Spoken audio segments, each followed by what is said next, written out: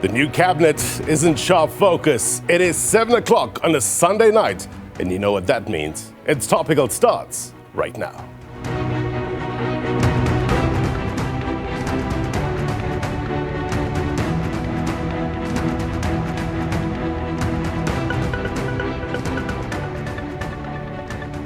A very good evening to South Africans watching around the world. My name is Blaine Herman, and this is It's Topical. Our digital audience with us tonight. They'll pop up on your screen. There we go. Good to have them on the program, eager to get their comments in a short while. Will South Africa's new cabinet open up doors for you and your family? Big question, right? Will the new members of the executive, some new, others returning, will they steer the ship in the right direction? Among the priorities, growing the economy and creating jobs, making communities safer, strengthening the capabilities and resources of provinces and municipalities, all important. Question: can these be achieved at a pace that fundamentally changes your life sooner rather than later? Yeah? And what lessons can we learn from those who've been there and done that? Soon, we will be in conversation with the former Social Development Minister, Lindiwe Zulu. She will give us her take from her perspective on the way forward. Stand by for that. Which leads us to our question of the week. And we ask you, there's a Cabinet Lekgotla that's coming up, right? So we want to know, what's your advice to the new ministers and their deputies? If you had their ear, if you had the president's ear, what would you say? What should be the immediate priorities? Are you confident in South Africa's new cabinet? What do you make of the political developments that led up to the cabinet announcement? And what does it say about the sustainability of this new government arrangement? Please share your thoughts with us at SABC News_TV. Perspective coming up.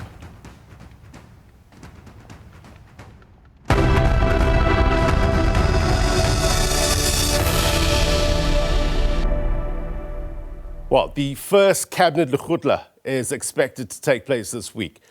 But truth be told, a lot has happened, right, in the past couple of weeks, from the campaigns to the long queues at the polls and the election result drama to the deadlock amid the Government of National Unity talks and the oath of office being taken. This montage, take a look at it. Producer Mahiketle Motlabe, he reminds us how we arrived at this point.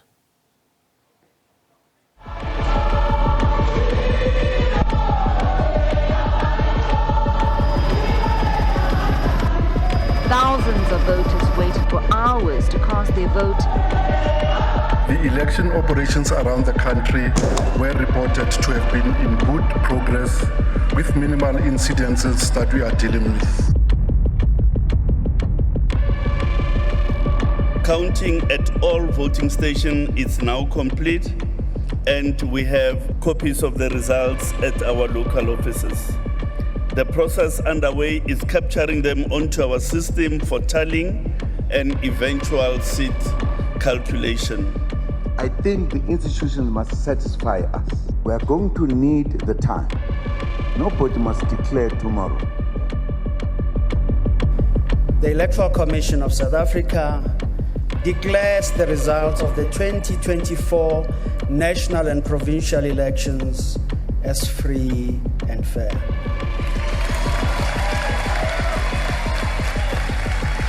What this election has made plain is that the people of South Africa expect their leaders to work together to meet needs.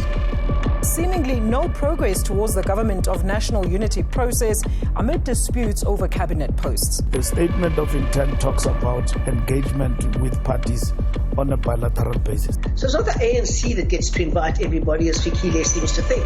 I don't think that they are holding us at hostage. And look, it's in the nature of the ANC. When we have a particular view on the matter and you disagree with us, we think that we've got to exhaust the engagement. I congratulate each and every one of the members who will be sworn in.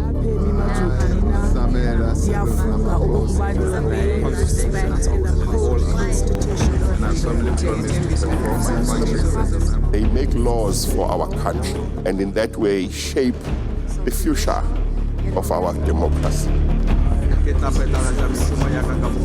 I would like to see improvements, obviously, in power. I think if we could get ESCOM sorted out, that would be first prize. These guys, they need to work together, because you see, when you talk about government of national unity, we are not talking about one party. So help me God. I accordingly declare Honorable MC Ramaphosa duly elected President.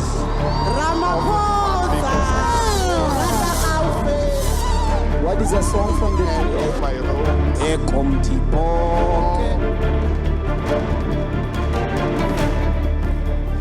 This is exactly why everybody is here to witness the moment where the president-elect will be sworn in. He will take the oath of office. So help me God.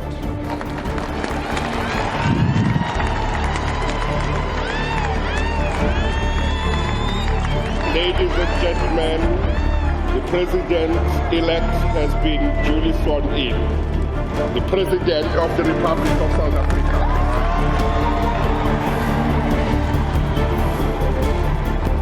The incoming government will prioritize rapid, inclusive, and sustainable economic growth and the creation of a more just society. President Cyril Ramaphosa will present the government priorities on July 18 during the opening of Parliament, and thereafter departments would have to align their plans to the government priorities overseen by the Department of Planning, Monitoring and Evaluation.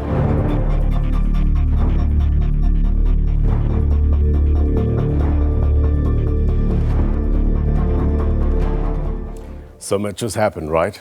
Tease it up nicely in terms of our conversation that we're about to have. Many thanks to Mark Lekgotla there for putting that together. Context now, what we know and why it matters. Ntebo Mokhobo is SABC News political reporter. He joins us now live. Good to have your better mind on the program, sir.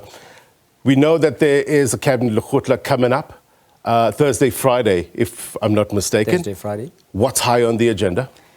Well, you will recall that, this Cabinet Lekgotla, there are two Cabinet Lekgotlas that normally happen in 1 year. One in January and the one in July. So this one, it's a bit really unprecedented. Right. Unprecedented in the sense that normally when you have this, I always say, I think South Africans need to familiarize themselves with the new normal. That this Cabinet Lekgotla, when it happens at a time when you have 9 political parties that had formed the executive. So no one is going to be saying whatever he wants to say in that Cabinet Lekgotla. Yeah. There is something called the Vision 2030. Yes. Everything that will be discussed in that Cabinet Lekgotla has to align with that blueprint called the National Development Plan. Mm-hmm. So uppermost in that meeting, they will be looking at the economy, mm-hmm. the creation of jobs. They will be again focusing on how are they going to make sure that the energy supply is stable. Because you can't talk about job creation if the energy it's not provided optimally so. So those are the issues that they will be focusing on. And of course, crime. You can't invest in a country where there is crime. You can't, some people really rely on like selling on the streets, hawkers. You've got people who are on the informal trade, who do informal trading. Right. Those people, they need to be assured that if they sell until 8 o'clock in the evening, nothing's going to happen to them. Right. And if you create that space, if you make that informal trading conducive for everyone, for people who are semi-skilled, then you wouldn't be suffering, or you wouldn't be even talking about unemployment in South Africa. Right. Because most people, some of them, they wouldn't even care to go look for a job, but they would be trading on the streets. Right. And that is difficult in South Africa as we speak today. Although there are different political parties that are making up the executive, they need to speak with one voice, right? We're told that the Forum of South African Directors General, they are combing through the various manifestos of the political parties that have signed up to the GNU and will basically propose or put together a document for consideration at the Lekgotla, right? How does that process work? Well, what is going to happen is that, in fact, for the past week, direct ministers, new ministers from different political parties, they've been meeting with their directors general, respective directors general. And after that, then they go through the manifestos of their parties, of those ministers' parties. For instance, if Blaine belongs to the Yellow Party, then you go there and meet with the director general of your department, and you'll go through the manifesto of your party, and from there, the director general looks into that manifesto, takes everything that he thinks is gonna fit or is in line with the National Development Plan. Anything that is outside of the National Development Plan, because they're saying we're working towards the achievement of that National Development Plan, which its key priorities or its main objectives is to have poverty and create jobs. So everything that will be coming from those different manifestos will be collated, synergized to inform that long-term strategy called the the 2030 Vision National Development Plan. Right. And the outcomes of whatever is discussed at the Lekgotla, we're likely to hear it during the opening of Parliament address. The President is likely to communicate that? Indeed. Immediately after the Cabinet Lekgotla, there will be no press briefing about Cabinet Lekgotla, because the contents of that, the outcomes of that will be fed into the State of the Nation address on the 18th of this month. Right. To be a fly on the wall in that Lekgotla, just going back to the point of the various political parties coming together, one would assume that they need to harmonize, they need to come together as a unit despite their various political affiliations. But are you hearing if any political parties are meeting ahead of the Lekgotla? Well, what normally happens, Blaine, is that, for instance, the ANC normally meets before the Cabinet Lekgotla.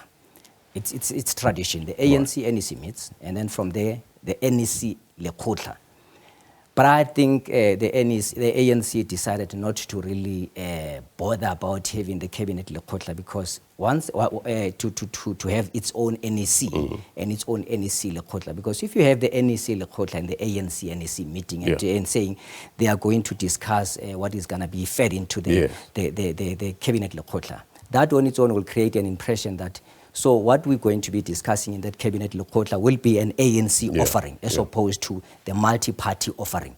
So I think the ANC has decided that let's rather put this thing in abeyance. Maybe we can have the Cabinet Lekgotla, the NEC and NEC Lekgotla after the Cabinet Lekgotla. Right. Because if you have that, then it means each and every party will go there with its own offering. That, for instance, the PAC would go, this is how we're going to make sure that we expropriate land. Right. Whatever party will go and say, this is how we're going to see state-owned enterprises being manned or handled in South Africa.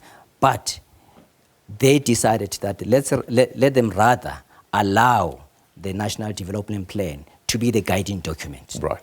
All right, Ntebo, thank you very much indeed for your insight. Much appreciated.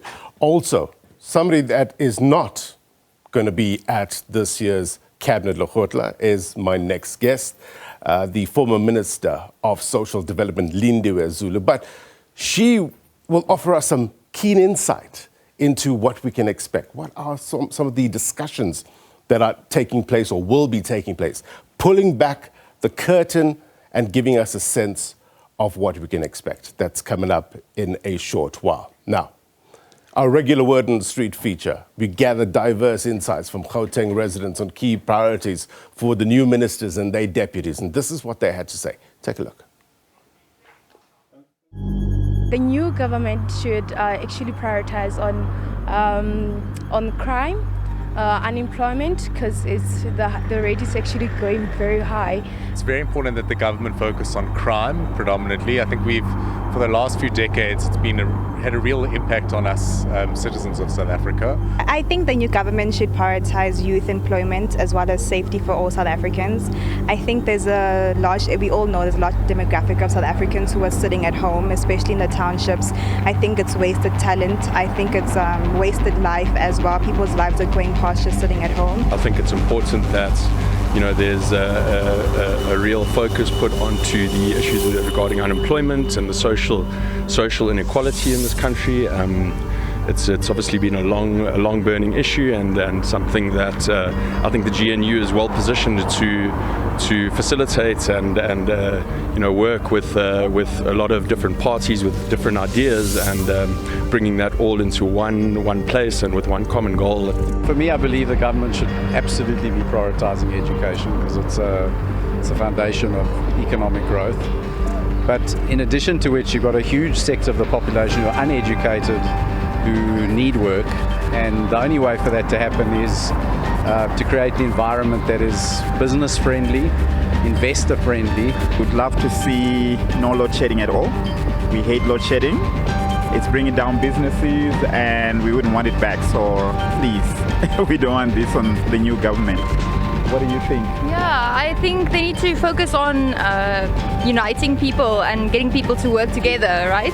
So we can have an actual new change, new era. I think with the death tolls in South Africa, government should be prioritizing giving people free healthcare and better healthcare in public hospitals.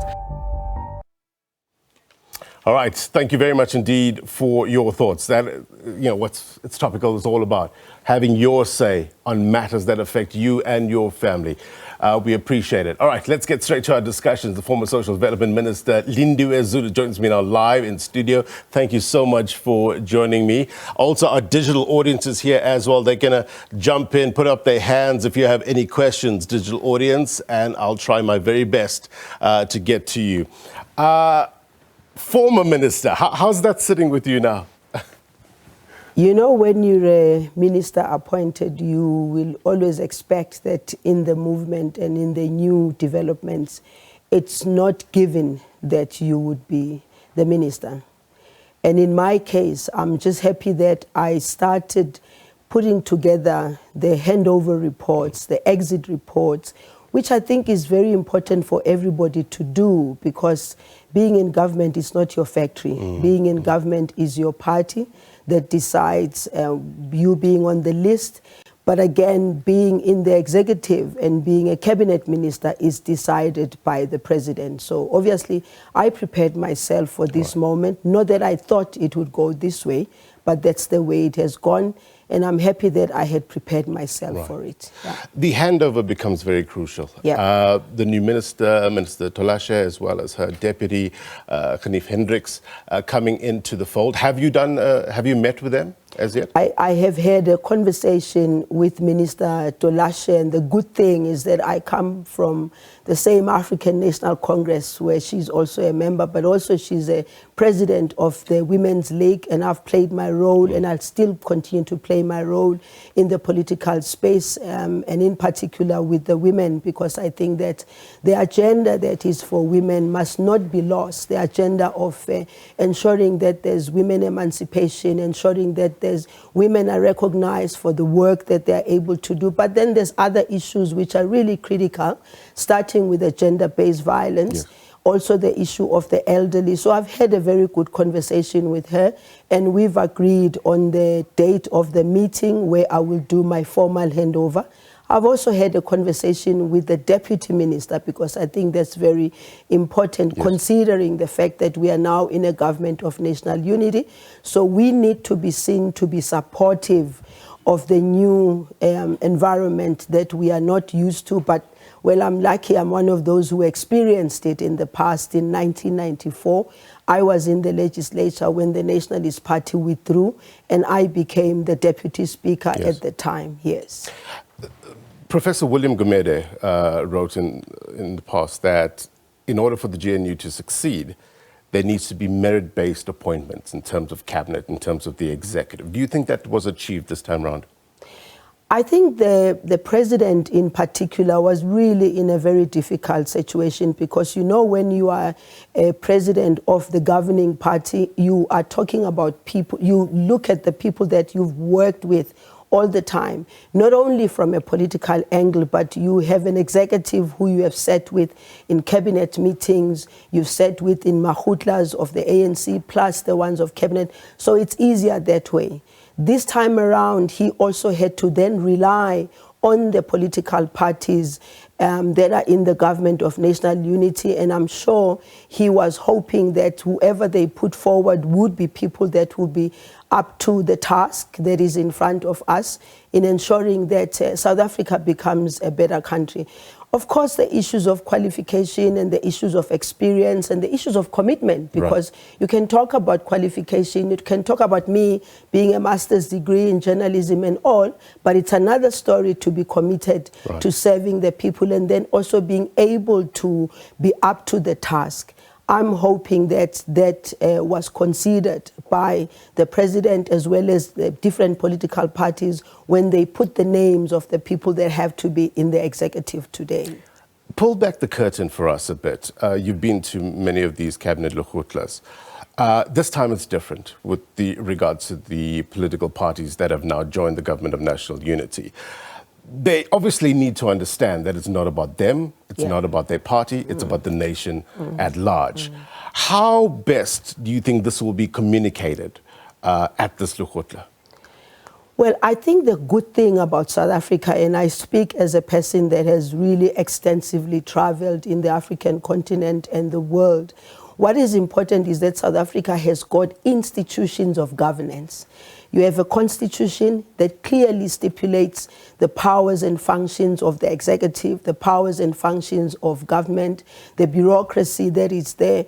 The good thing about South Africa is that we have been able to shape that for the future. It will be tempered, obviously now, because we've been doing that as the African National Congress. But I think the fact that we were able to put those institutions in place, and I am one of those people that I've always believed strengthening the institutions of governance is key to giving people institutional recourse, because when there's no institutional recourse for people, then it becomes very difficult, because whatever they say, they're not sure whether that's going to be captured or not. And I think in this case, and I'm happy that the calendar, the usual calendar of government, the usual calendar of Parliament and the NCOP has really been stuck to. And then recently, Minister Nchaveni, I was happy to see that she was able to really stipulate particularly the understanding, but also indicating what is the government of national unity and what are the guidelines and what are the things that are going to help them shape the future as we see it today. That for me is critical, because without those directions and without those directives, then you are bound to have a chaotic situation. And I think the guidelines that have been put, by the way, the guidelines were also assisted by the statement of intent, you know, because if you want to have order in a country, you need to be organized. Never mind your different quarrels. You now have a situation of how many political parties with their manifestos, and each one of them is going to want to say, my manifesto is in there.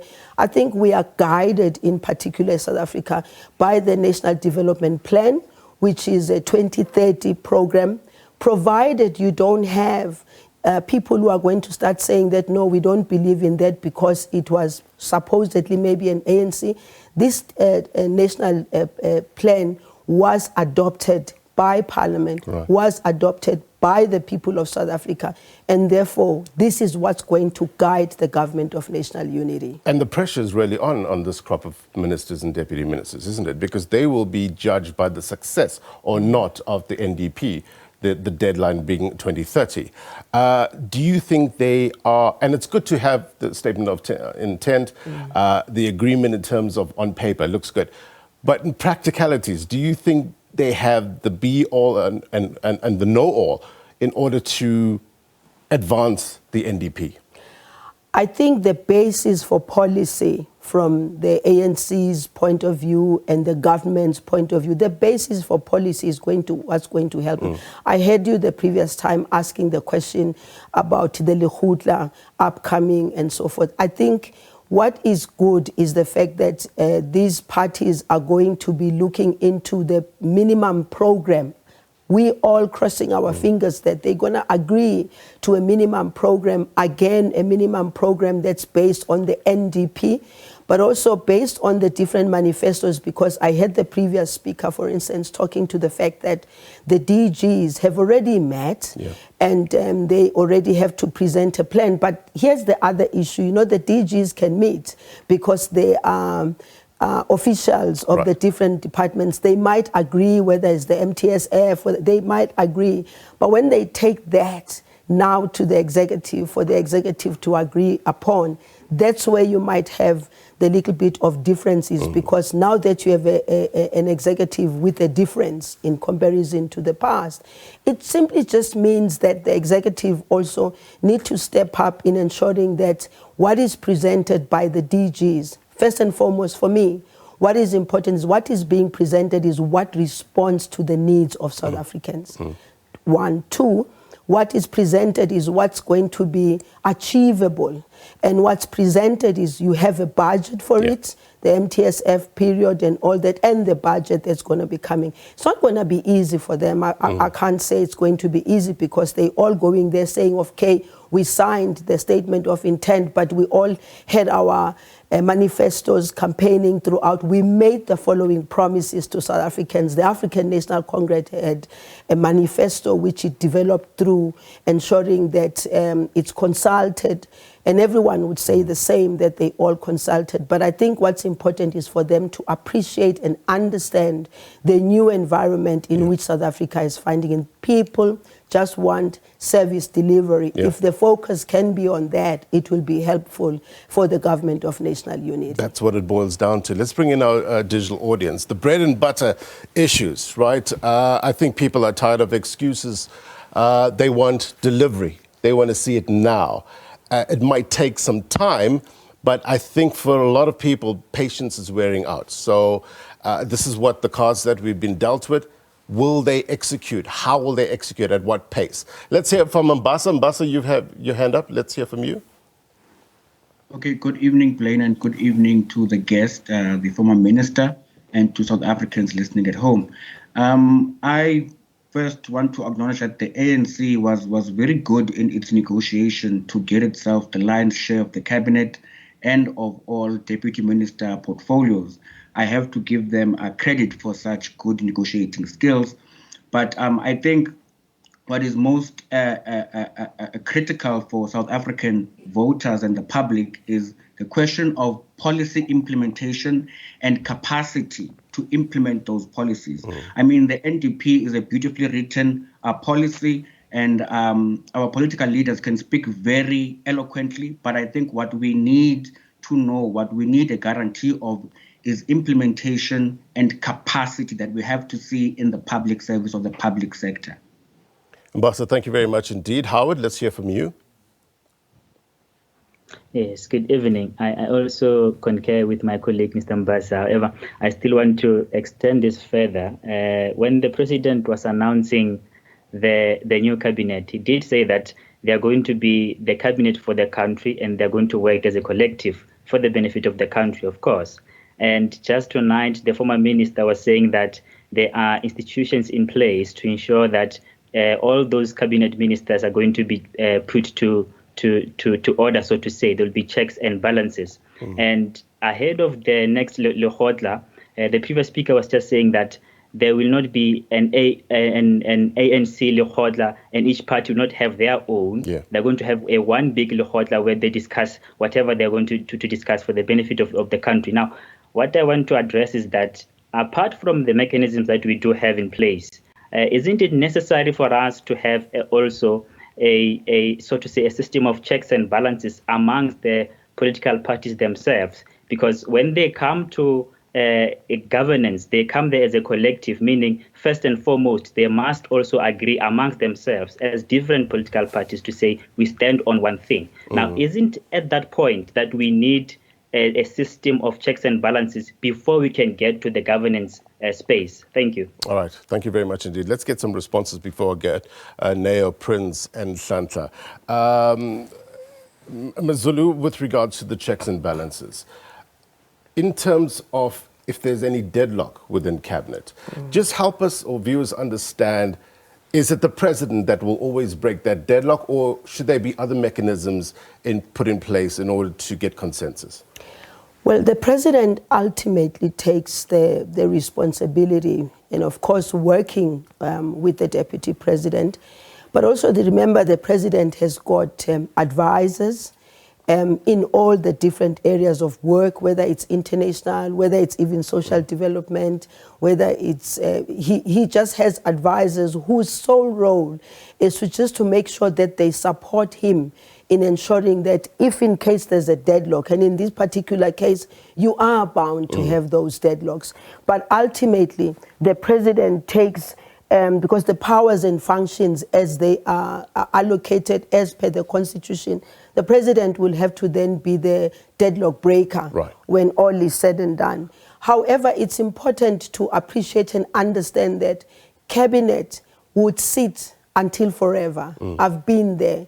And it doesn't mean that the cabinet of the previous cabinet, which was that of ministers of the African National Congress, always went in there and agreed. No, it's not like that.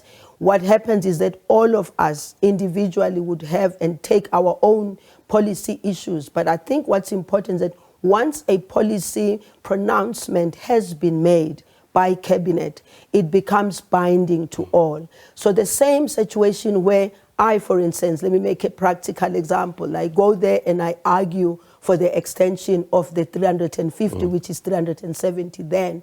People might think that, no, it was just a ride over. You go there and you present it. It's not.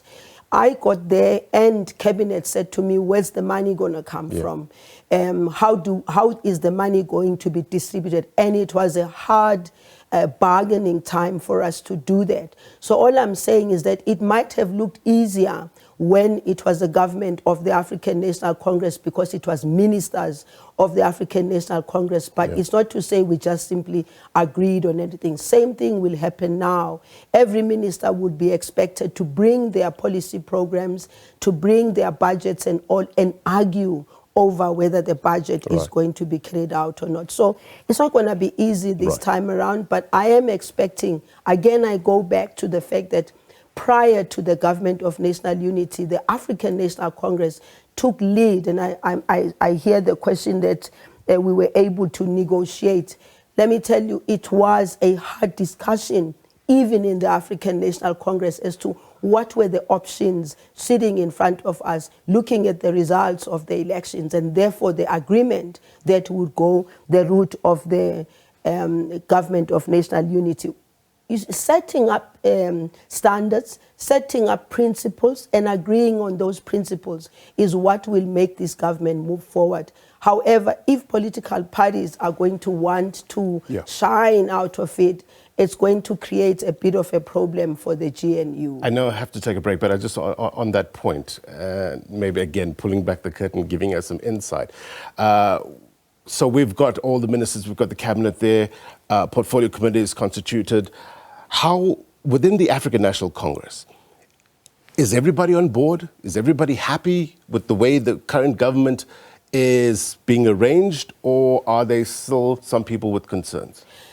Look, once the African National Congress, through the National Executive Committee, has taken decisions, it then becomes common cause that everybody has to fall in line, because we had all the time to have a conversation about what the future looks like. However, you cannot deny the fact that some are not going to be happy. You have a minister who is a minister, who was a minister before, now a deputy minister, and a minister is of the opposition. It's just only natural that some comrades are not going to be happy with this.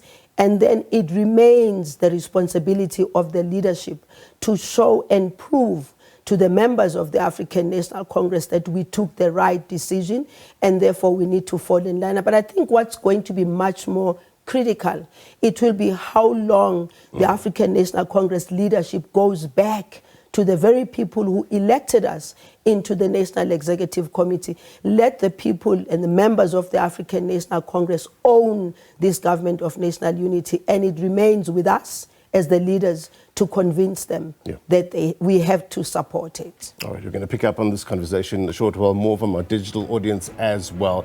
Ahead of the Cabinet Lekgotla, our question is, what sort of advice do you have for the ministers, the deputies, in order to better your lives? It all boils down to how your life will change in the near future. More after the break.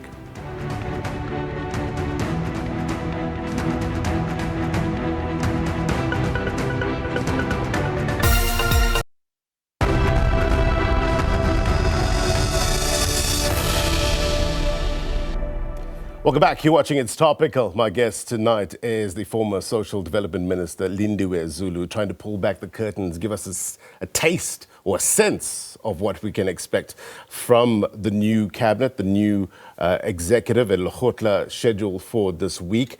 What are some of the discussions ahead of the Lekgotla? We will discuss. Let's go straight, though, to our digital audience, get their take. Neo, to you.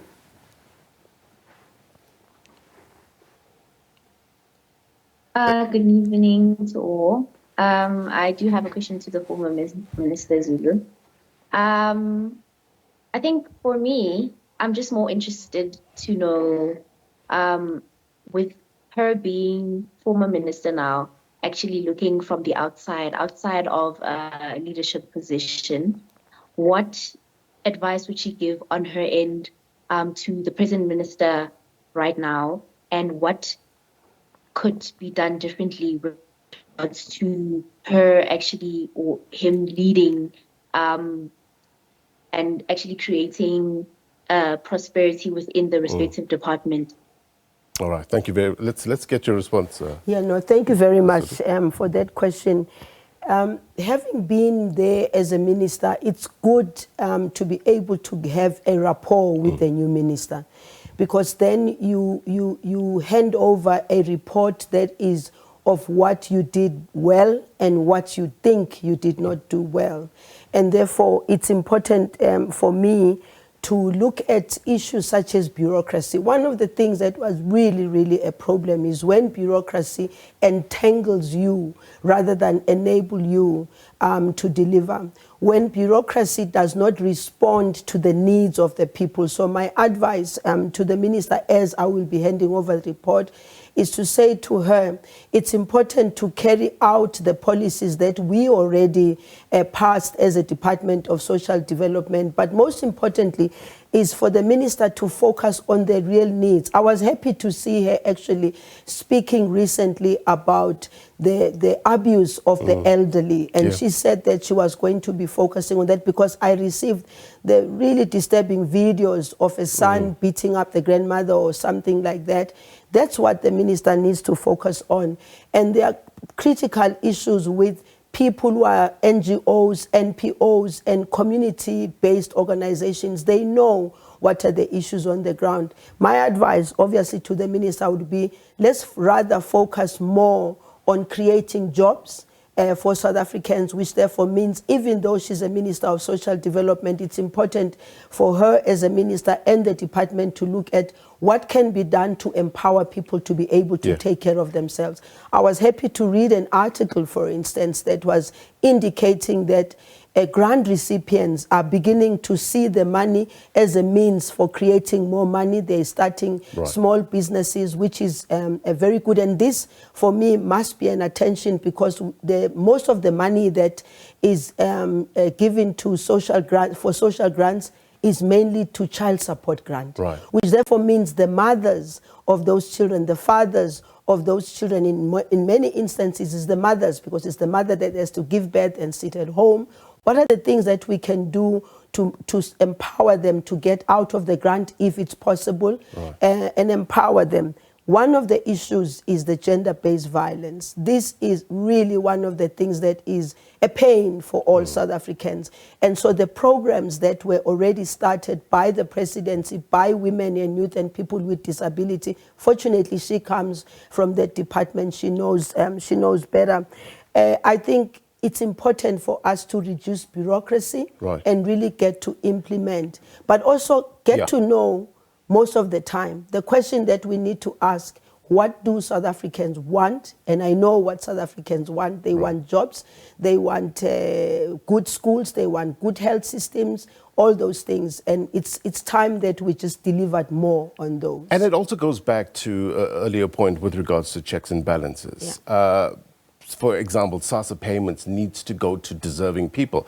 Earlier on this year, we had reporting of social grants being paid to deceased recipients.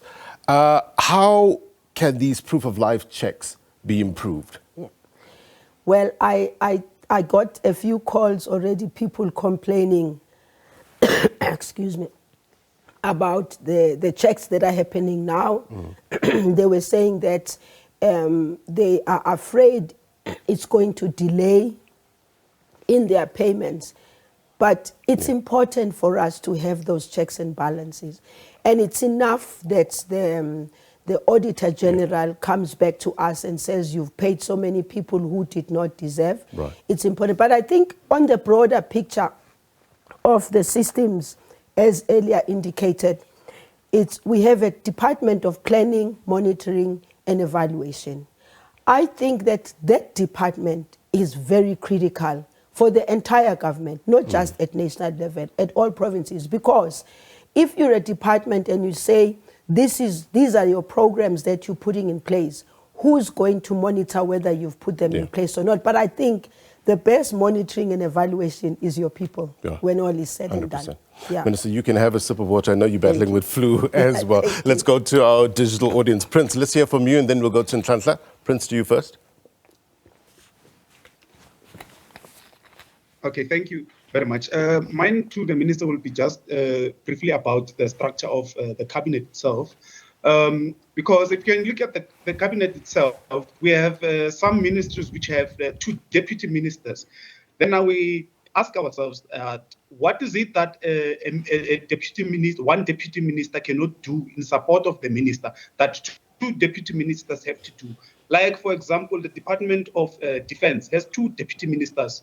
So then now this seems like as if like it's some sort of reward that is being done within the government structure itself. So now it will also eat on the coffers of our account, issuing these salaries to the people that are appointed as ministers. So then want to know that from minister that what is it that is so much that we have 2 deputy ministers that is so rational that it is constituted in the particular way that it is? All right. Thank you. Thank you, Prince. Let's take Nhlanhla before we get a response. Nhlanhla, if you can unmute. There you go. Good evening, and your viewers. I also have a question to the minister, the former minister, for someone who's from outside. Let me not say from the bench. My question is, do you think you have adequate legal framework to deal with this GNU thing? Because what we fear is uncertainty in the legal or the jurisprudence. Because what we fear is that we're going to have a situation where now we have to go back and forth in and out of court because now parties are arguing because of policy, because the GNU consists of different parties that represent different views. That was just my question. All right, Nhlanhla, thank you very much indeed. Minister, firstly, with regards to the 2 deputy ministers, is it unnecessary? I think it is necessary because I don't think that the president and the teams that were putting this together did not go into evaluating the extent of the work that needs to be done. I mean, he's speaking, for instance, about defense. That's one hell of a department for any government anywhere in the world. And therefore, within it also, you know that we have the veterans, they need to be catered for and all that. Yes, it is true that, as Minister Nchaveni was explaining when she had the press briefing, that there was a time when we were hoping for a leaner government, as the president had actually said it in one of the sonas. But considering the political landscape that has brought us a government of national unity, there was a need, therefore, to ensure that responsibilities, it's not just about the positions, it's about the responsibilities that have to be given to everyone. I think there will come a time in the government of South Africa where there will be stability. I mean, I was looking at the UK recently and I saw how smooth everything was. And I think that 30 years of our democracy obviously cannot be compared to 300 and 400 years of democracy. But I think this must be a lesson for us as South Africans, which might even take us to thinking about the future. When we go into elections again, will we consider what has brought us to where we are today so that the future might look a bit different? I guess a lot of South Africans will want to know, to Prince's point, is to what extent was the need for more deputy ministers in certain portfolios ways to appease the certain parties that joined the GNU as opposed to actual work and difference that these two positions will make? I think if you look at it, it's not like every portfolio was given to deputies. Like social development, there's only one, and there's a number where there's only one. I think they sat in a room and looked at which of the areas would warrant an expanded, therefore bringing another minister.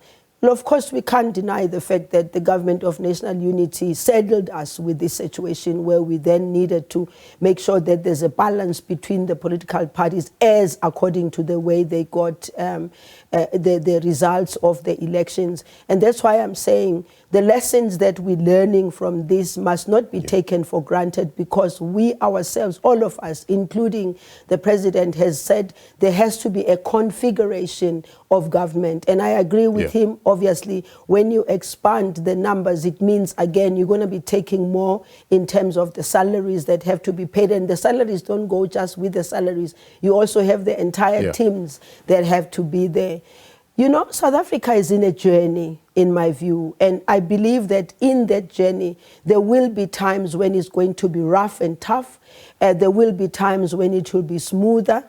And let's just all work towards ensuring that come the next elections, there is that appreciation of the lessons that we have learned now. If you look at bigger democracies, do you find them in a government of national unity? No. You find that there's few parties. One is in power and then it's removed when people don't feel comfortable with it. And the process is very smooth. I believe South Africa will get to that point at some point. Lindiwe Zulu, thank you very much for your time. We've run out of time, and thank you to our digital audience as well. Much appreciated. We will see. I guess they say time will tell in terms of how effective this GNU cabinet will be, how sustainable is this government arrangement. But we will tap into your mind with days and months to come to see how this pans out. But thank you very much indeed My for your pleasure. answer. Thanks for the opportunity. Thank you. All right, before we go, here's my take. It's no doubt a new era, right? And while some might still feel discouraged, for others there's fresh optimism. I think now, more than ever, we need to separate fact from feel, right? I know there are many questions that hang heavy on the minds of communities that are living a shared agony of the unknown, right? Will this new cabinet take the right steps to assuage your anxiety, or will it feed it? Will they keep the lights on? Will they keep the water running? Will they drive down cost of living? What's that saying again? Time is the only arbiter of true value. So the big question, the umbrella question is, will this country come together around a promise of what it can be? I guess time will tell. And that's my take. If you miss anything on this program, then be sure to watch this episode of It's Topical on YouTube. Democracy 30 up next with Oliver Dixon.